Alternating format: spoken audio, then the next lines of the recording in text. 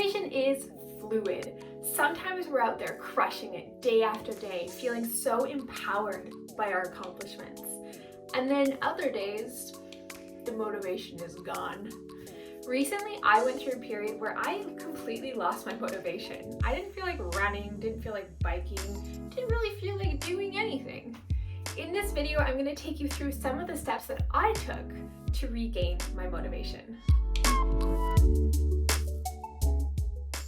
When I start to lose motivation, usually it's because I'm feeling overwhelmed or I'm beginning to burn out. We set such high expectations of ourselves to do so many things all at once that when things start to slip, you can easily start feeling very discouraged. Now, missing one run or one gym session is not such a big deal, but when I notice myself doing this repeatedly, I always try to take a step back. Instead of feeling guilty for my lack of dedication, I realize I need a break. Usually what I do is I give myself 1 week to skip all of the things guilt-free. It's kind of like a vacation. It's a time to reset and regain control. And usually by the end of that week, I'm able to regroup and get back into my routine of crushing goals. Setting goals is such an important aspect to maintaining your motivation. You can be working your butt off every single day, but if you're not working towards something, you might start to lose your motivation. And more important than setting goals is setting the right goals. Usually towards the end of my 1 week scheduled break, I'll take some time to reassess what my goals are. The thing is that life happens, priorities change, and your goals from 6 months ago might not be applicable anymore. A perfect example of this is that I sprained my ankle in the spring. And because I wasn't running, I had tons of time for strength training and cross training. But as I started to recover and I was running more and more, I still tried to maintain my old workout schedule. I eventually realized that I couldn't juggle all of these things all at one time, and I had to reprioritize. One of the tricks that I use, and I'll take you along on this with me, is that I create a spreadsheet of my week and I see if I can reasonably fit in everything that I want to do. So in my week, I want to run 5 days a week. I want to do strength training 4 days a week, although maybe this could be reduced to 3. I want to do some kind of cross training 1 day a week, and then I also want to dedicate time for content creation like this video. Now, I work a full-time job, Monday to Friday, 9 to 5. So I split each day into morning, which is before work, afternoon, which is after work, and then evening, which is later in the evening. I arrange everything in a way that I feel will work for me, and I go forward from there.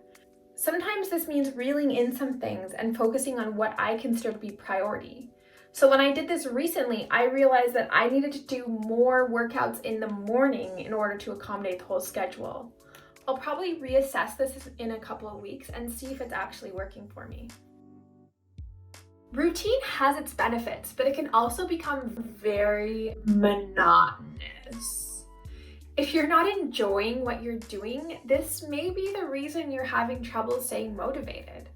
Let's say you've been going to the gym for a while and you're really not enjoying it anymore.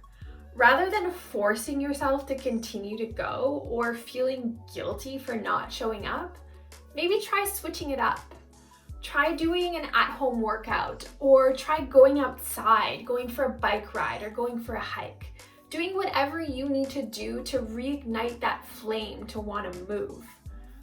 I used to force myself to go to a yoga studio every week, and man, did that feel like a chore for me.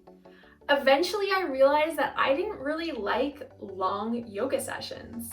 And instead of forcing myself to continue to go, I started just doing shorter stretching sessions at home by myself, and I felt so much better for that. My last tip is to focus on how you feel. Now, this one can be tricky, but I do think it's really important. A lot of people set goals based on things like being faster, or being able to do a certain number of push-ups, or reaching a certain size.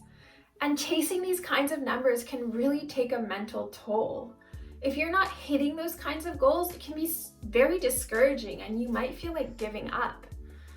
But the thing is that exercise can have so many other positive benefits if you let it. It can help improve mental health, it can boost your mood, it can boost self-esteem, and all of these things are things that can't be quantified. The next time you finish a workout, don't look at your watch, don't look at numbers, just focus on how you feel. Do you feel good? Do you feel empowered? Do you feel less stressed? Hone in on that feeling and make that feeling your goal. The next time you're lacking motivation, remember to be kind to yourself. You aren't failing. You might just need a break, or you might need to reshift your focus. We aren't made to be go, go, go every minute of every day. And honestly, I'm tired of feeling guilty for not doing things that I don't really want to do. Sometimes we need to just take a step back, take a deep breath to regroup, and then get back out there. If you found this useful, please hit the like button. Otherwise, I'll catch you in the next one. I should probably practice.